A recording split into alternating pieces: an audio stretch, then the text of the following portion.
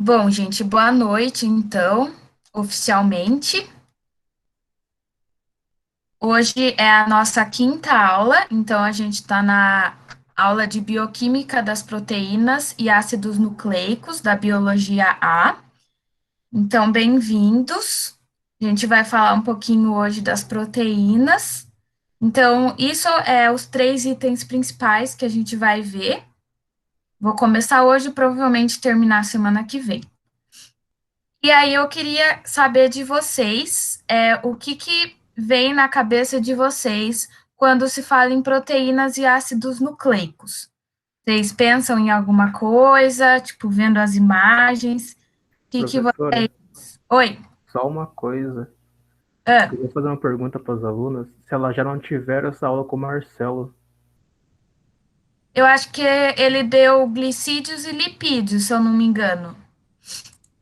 Essa é a aula 4 ou aula 5? Eu acho que eu li a aula 4 lá no slide. Hoje é 5. Essa Hoje é aqui 5.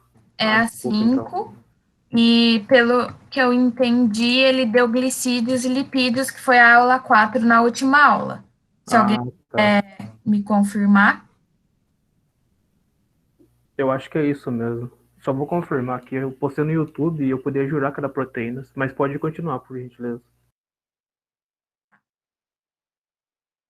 Bom, então, né, eu vou começar. Então, só para vocês entenderem, né, eu coloquei algumas imagenzinhas aqui de proteínas, então, tipo, de alimentos que têm proteínas, e uma coisinha aqui, tipo, indicando forte, né? Eu acho que se alguém aqui faz academia, sabe que a gente tem que ingerir bastante proteínas, né, para ganhar massa muscular e tal. Eu não entendo muito disso, né, mas se alguém faz academia aqui vai entender melhor. Então, falando um pouco das proteínas, o que que elas são, né, para que que elas servem. Então, elas atuam no metabolismo, também não é, Ana. Aqui só comida, entendeu? Elas atuam no metabolismo e elas são responsáveis pela contração muscular, então o movimento, pelos hormônios, então o crescimento e desenvolvimento, também formam anticorpos, que são as moléculas de defesa, que a gente conhece também, por exemplo, como os leucócitos. Elas auxiliam na coagulação e fazem o transporte de oxigênio, que é feito pela hemoglobina, que a gente vai ver um pouquinho mais para frente. E as proteínas, elas estão presentes em todos os seres vivos. Mas daí vem a pergunta, né? Como que a proteína ela é formada? Então, toda a informação para a produção das proteínas, ela está dentro do DNA dos seres vivos, que a gente vai discutir certinho o que, que é o DNA e etc. Mas agora, aprofundando um pouco mais sobre o que são as proteínas, então elas são macromoléculas, ou seja, moléculas grandes, né? Macro vem de grande, formada por várias unidades menores. E uma curiosidade é que as proteínas correspondem a cerca de 17% da massa do corpo humano. Então, é bastante, a gente tem bastante proteína. E cada unidade menor é formada por aminoácidos. Então, tipo, resumindo, né, as proteínas, elas são formadas por aminoácidos, ok? Se alguém tiver dúvida, pode me interromper, pode abrir o microfone e ficar à vontade. Então, daí vem a pergunta, né? O que que são aminoácidos, como eles são formados? Eles são ligados por ligações peptídicas, então eu vou explicar, né? O que que é ligação peptídica? É o nome que é dado para essa interação entre duas ou mais moléculas menores de aminoácidos. Então, são vários aminoácidos que se juntam e formam essa ligação, ok? E eles têm uma formação básica, que é um grupo amina, que é o NH2, um grupo carboxila, que é o COH, e um grupo radical, que é o grupo R.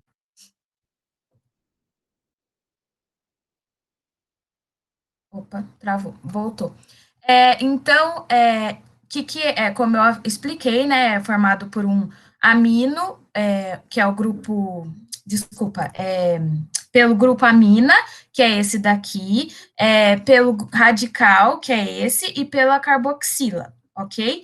E o que é o radical? O radical é tipo outra molécula que que pode ser várias coisas, assim, tipo, a gente vai ver alguns exemplos, mas, em resumo, o aminoácido, ele vai ter sempre essa característica, vai ser sempre formado assim, só que ele pode mudar esse radical. Então, é a única coisa que vai mudar de um aminoácido para outro, é esse grupo R aqui. E, falando mais sobre os aminoácidos, a gente tem 20 tipos de aminoácidos diferentes na natureza. E eles são divididos em dois tipos, os essenciais e os não essenciais. Então, qual que é essa diferença? Por que tem os essenciais e os não essenciais? Essenciais são os aminoácidos que o corpo humano não produz são 9. Então, são 9 aminoácidos que o corpo humano não produz, e os não essenciais são os que o corpo produz, ok? Se eu estiver falando muito rápido, pode me interromper, pode tirar a dúvida, fiquem à vontade, tá? Então, mas daí fica a dúvida, né? Se o corpo não produz, como que a gente obtém esses aminoácidos, né? Que são 9 aminoácidos, que são os essenciais. Então, aí que vem a alimentação. Quando a gente fala, preciso comer mais proteínas. Então, você ingere mais alimentos que tenham proteína, porque nessa proteína vai ter os aminoácidos, que são esses aqui que eu falei, essenciais, porque o corpo não produz, então a gente precisa ingerir eles. Então, aí vem de novo, né, para quem faz academia, vai entender melhor que é, tem que ingerir mais proteína para ganhar massa, daí toma whey protein, porque o whey protein é uma proteína mais concentrada e tal. Então, é por isso que a gente tem que comer mais proteínas quando quer ganhar massa. E aqui tá os 20 aminoácidos que entre os essenciais e não essenciais. Então, tem o nome de cada um deles aqui. Então, vocês podem ver por curiosidade, ok? Tem o nome dos 20 aqui e como é a estrutura da molécula de cada um. E aqui vem a pergunta, né? Como ocorre a formação das proteínas pelos aminoácidos? Então, as proteínas, elas são formadas de aminoácidos. Mas como que isso ocorre, né? Paulo, você tem alguma coisa para acrescentar? Viu lá, tá certo? É essa aula mesmo, né? Isso, essa aula mesmo, desculpa pelo Ah, tá. susto. A questão Imagina. das proteínas, elas ajudam a construir a questão dos músculos, propriamente dito, né? Assim como você disse. Por isso que é interessante um fisiculturista, um atleta, ou até mesmo nós, né? Se quiser um pouquinho de mais massa muscular, que ele é como se fosse uns tijolinhos para o nosso músculo. E você vai mostrar mais para frente, acredito, né? A questão que você mostrou ali nos desenhos, alimentos e tudo. O whey protein tem vários tipos, né, de proteína. Tem a isolada, hidrolisada, tem a bruta, tem a albumina também, que é a proteína do ovo. Uhum. Todas elas têm a mesma finalidade, como você explicou. E elas ajudam aí na construção do músculo, né? Porque quando eu faço um exercício físico, utilizo um músculo, ele está literalmente rasgando. Aí vem uma camadinha de proteína, né? Ali junto e começa a aumentar. Por isso que a gente ganha massa muscular, sabe? Conforme vai rasgando, vai colocando uma sobre outra, um tecido sobre outro. Aí vai ressaltando os músculos, vai aumentando a estrutura. É bem interessante você trouxe esse exemplo aí, gostei. É bem didático. Sim, perfeito. A explicação do Paulo foi perfeita.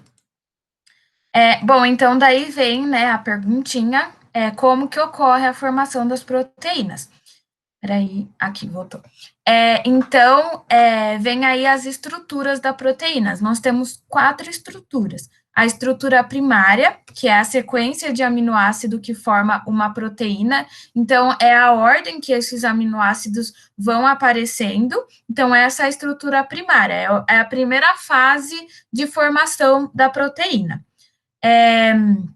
Aí a estrutura secundária, ela ocorre quando diferentes aminoácidos se aproximam devido à polaridade. Então, tem algumas que é negativa, outras que é positivas, e aí elas se atraem e se formam. Então, daí elas vão formar esses arranjos, que são conhecidos como alfa-hélice e folhas beta. Aí eu coloquei aqui um desenho para vocês verem a diferença. Então, aqui tem a alfa-hélice, ela é toda, tipo, é igual uma hélice mesmo, ela forma uma hélice, e a folha beta é essa outra. E qual que é a função, né, da estrutura, né, é dar forma a essas proteínas. Então, são essas 4 estruturas, né, a primária, que é a sequência de aminoácido, a secundária, que é os arranjos que se formam, e aí vem para a terciária, que é a fase final, que vai ter para a construção dessa proteína.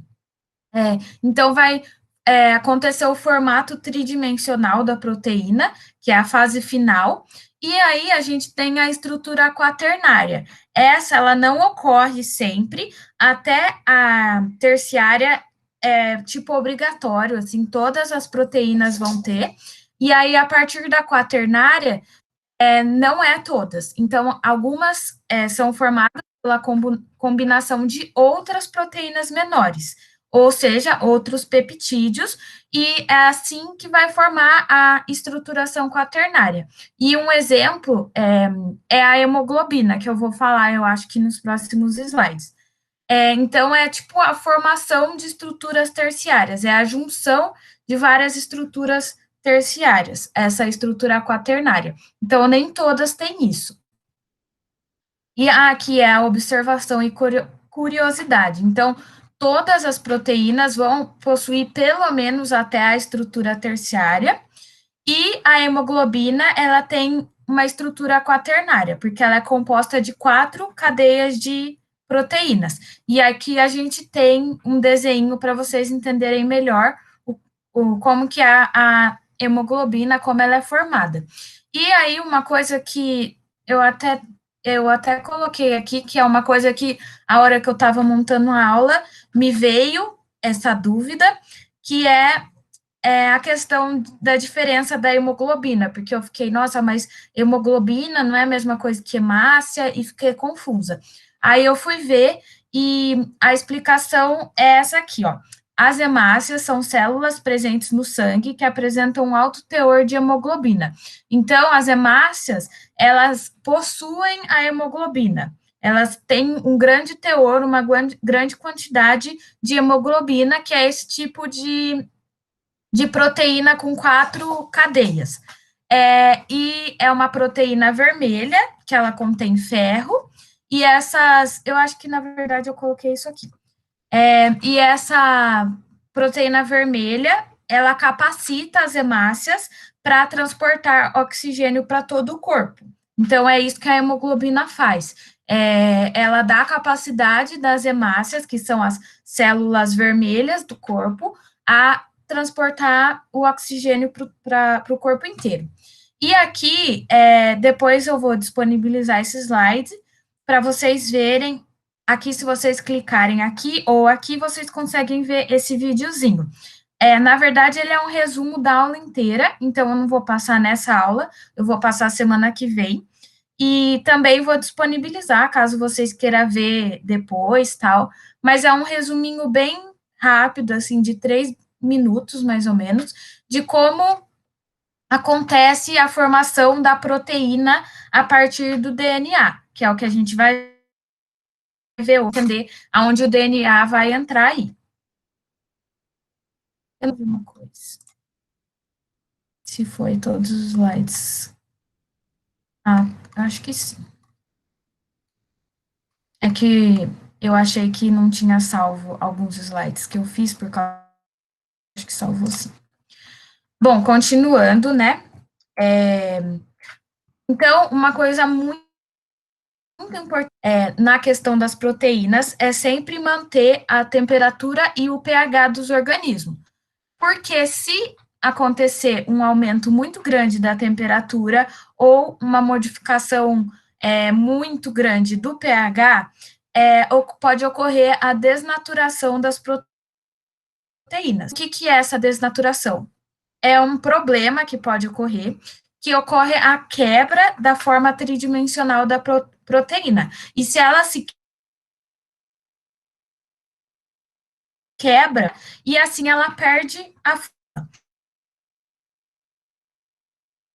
Tem essas duas imagens aqui que eu Professora, tá achei bem. travando um pouquinho. E é o exemplo de como funciona. Tipo, é um gráfico para você. Oi, Tá travando um pouquinho, se quiser dar um minutinho só para dar uma estabilizada. travou? Isso, travou na desnaturação, que está explicando da forma Fala de tridimensional novo, dela. que agora travou aqui. Vamos aguardar um minutinho. Acho que Estão a ouvindo? internet dela está com alteração. Ai, gente, Já desculpa, foi. foi mesmo. A internet Não, não tem deu nada uma. disso. Deixa eu voltar. Peraí, aonde eu parei? Aqui vocês ouviram. Aí sim, eles pararam, começou a travar quando você estava explicando a desnaturação da proteína, né? A questão tridimensional dela. Ah, beleza. Beleza, agora Aqui. estabilizou. Isso, tá aí mesmo. Espero que continue estabilizado. Pelo menos para mim foi aqui. Foi aí, pessoal?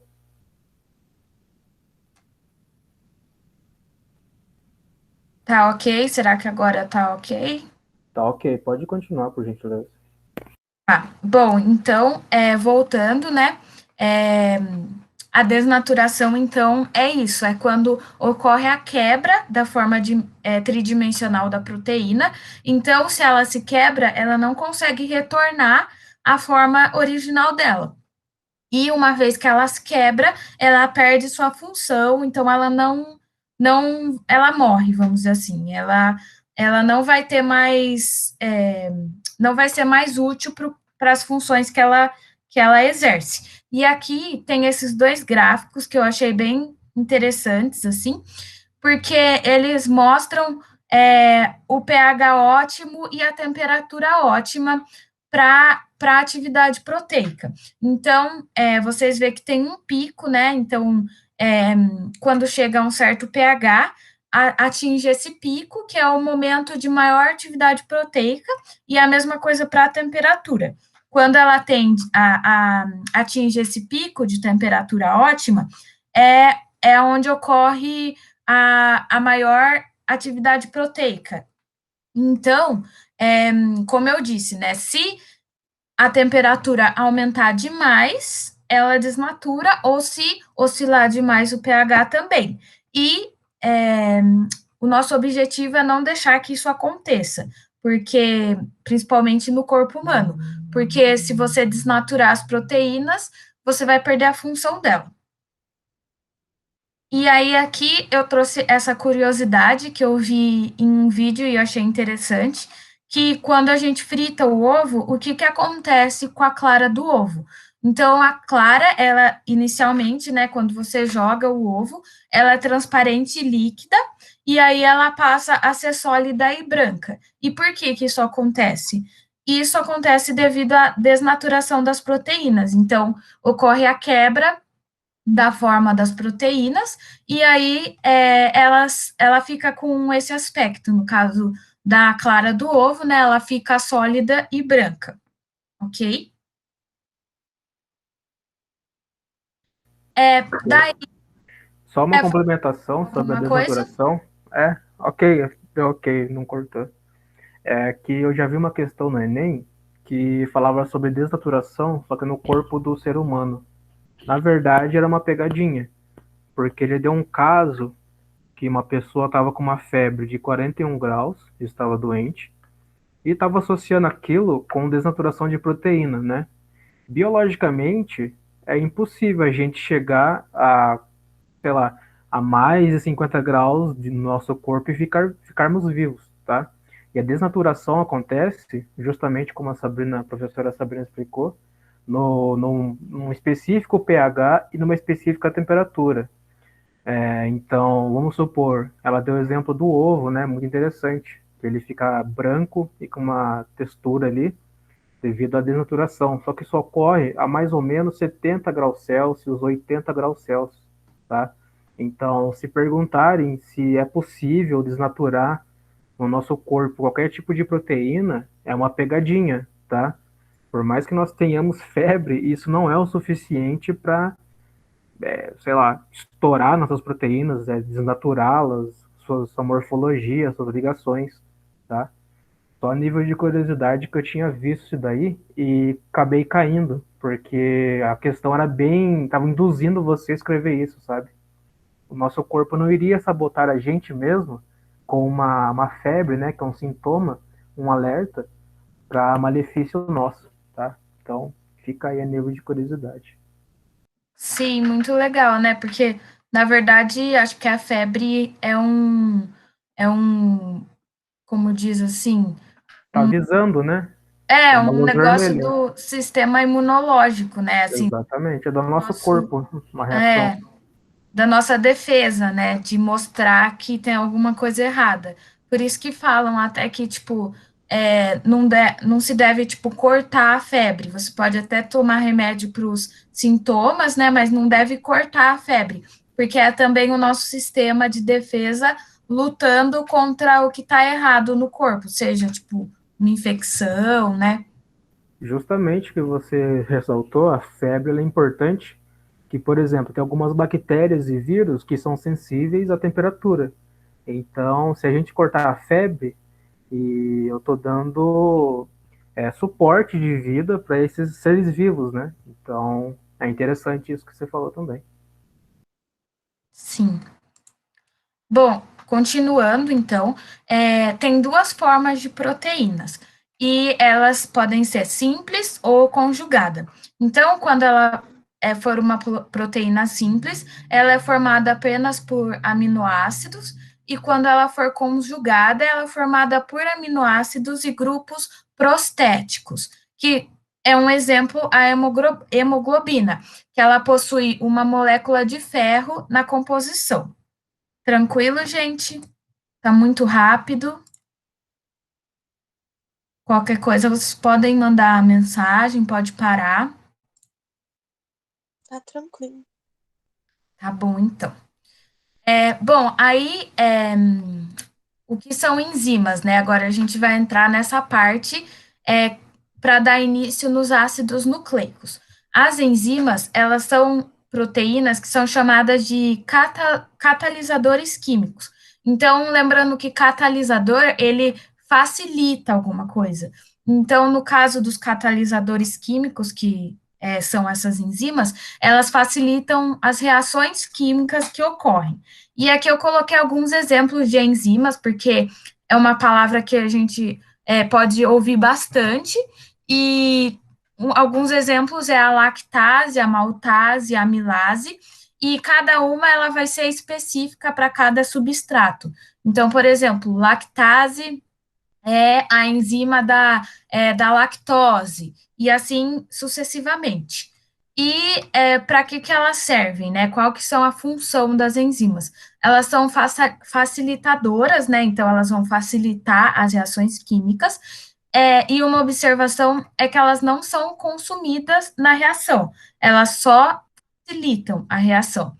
E elas seguem o modelo que eles chamam de chave fechadura. Então, cada enzima vai possuir um formato específico para catalisar uma reação específica. Ok? Então, são vários tipos e cada uma vai ter a função para catalisar um substrato específico. Gente, não repara, minha gata tá brava aqui, ela é escandalosa. Não sei se deu para ouvir ela rosnando, peço desculpas. Bom, aí aqui algumas outras funções das proteínas. Então, algumas já foram citadas, né? Mas só para a gente resumir um pouco e relembrar o que a gente viu até agora. Ela tem função estrutural, então, estruturam pele, que é a elastina, unhas, cabelo e pelos, que é a queratina. Metabólica, de enzimas, insulina, por exemplo. Imunológica, porque formam os anticorpos. Hormonal, porque elas formam os hormônios.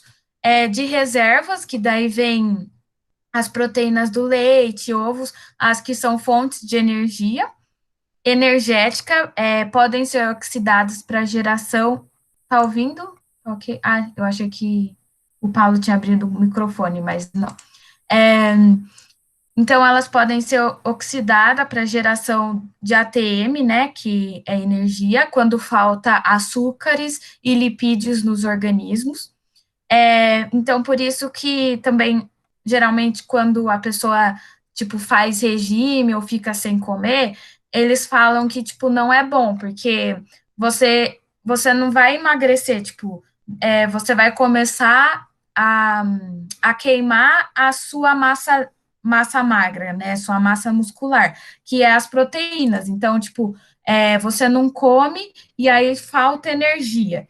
E aí, o que que o corpo vai fazer? Ele vai usar as proteínas do seu corpo para produzir energia. E movimento, que é a miosina e a quitina, que elas quem controlam a movimentação dos músculos. Tá ok? Quer acrescentar alguma coisa, Paulo? Tá muito rápido? Tá perfeito, Sabrina. Tá Tá bom, na velocidade perfeita. beleza. Gente, aconteceu um problema no meu slide e acho que a hora que a internet caiu não salvou alguns. Então, acho que a gente vai terminar a aula um pouquinho mais cedo, mas ainda essa semana eu solto para vocês daí um Kahoot com essa matéria aí para vocês irem revisando, né, fazendo ao longo da semana, já que a aula vai acabar um pouquinho mais cedo. Aí vocês fazem e a gente corrige semana que vem, ok? Peço desculpa, mas eu vi aqui que não terminou aonde eu parei. Mas vamos finalizar então. Começando, né, na verdade, ácidos nucleicos. Ai, que bom, Ana. Então tá bom. Então vocês vão ter essa semana para fazer um Kahoot, né? Só para aproveitar esses 10 minutinhos de aula que vai sobrar, daí vocês usam esses 10 minutinhos durante a semana para fazer o Kahoot. Bom, então, né, voltando, os ácidos nucleicos, né? Então a gente falou das proteínas, e aí a gente entra agora nos ácidos nucleicos. Então, o que que são os ácidos nucleicos, né? O que que deve vir na cabeça de vocês quando falar ácidos nucleicos? DNA e RNA. E o que que é DNA e RNA? Com certeza vocês já devem ter ouvido, tipo, até em novelas existentes, tipo, fulano tem que fazer um teste é, de paternidade, e aí eles usam, tipo, teste de DNA, tipo, como que vai fazer isso? Então, o DNA, ele é o responsável, o DNA e o RNA são responsáveis por trazer a informação genética dos seres vivos. E, além disso, eles são responsáveis pela produção das proteínas e como que isso ocorre. Então, ácidos nucleicos mais proteínas formam os seres vivos, que é os seres vivos? Que engloba os seres vivos? A forma, a estrutura e o metabolismo. E, então, para resumir, né, o que, que é o DNA e RNA, né, aqui está falando que é a formação de ácidos nucleicos mais proteínas, e esse DNA e esse RNA, eles são polímeros de nucleotídeos. E aí, a semana que vem eu vou falar mais para vocês sobre isso. Se vocês tiverem dúvida, pode tirar, aproveitar agora, já que a gente tem um tempinho. Não sei se o Paulo quer acrescentar alguma coisa desse assunto de ácidos nucleicos ou alguma coisa de proteínas que tenha passado? Ah, eu tô bem contemplado. Eu acho interessante deixar para tirar qualquer dúvida aí. Se eles não tiverem, você pode estar encerrando a aula, qualquer coisa. Mas é isso mesmo, você englobou tudo que ele pede. Tá bom. E, bom, gente, geralmente a aula acaba passando do horário. Hoje vocês vão ter uma exceção que a aula vai acabar antes do horário para vocês descansarem nessa segunda-feira fria, que até para a Camila tá frio, então é frio porque a Camila tá longe, né? Então, aproveitem aí o restinho da segunda-feira. Se vocês quiserem tirar dúvida agora, fiquem à vontade. E aí eu vou fazer o Kahoot e solto para vocês. Vejo alguém que possa colocar para vocês no Classroom, para vocês fazerem ao longo da semana. Então tá bom, Ana. Bom, eu vou parar de apresentar, de gravar. E qualquer coisa podem mandar dúvidas ainda. E boa noite para todos.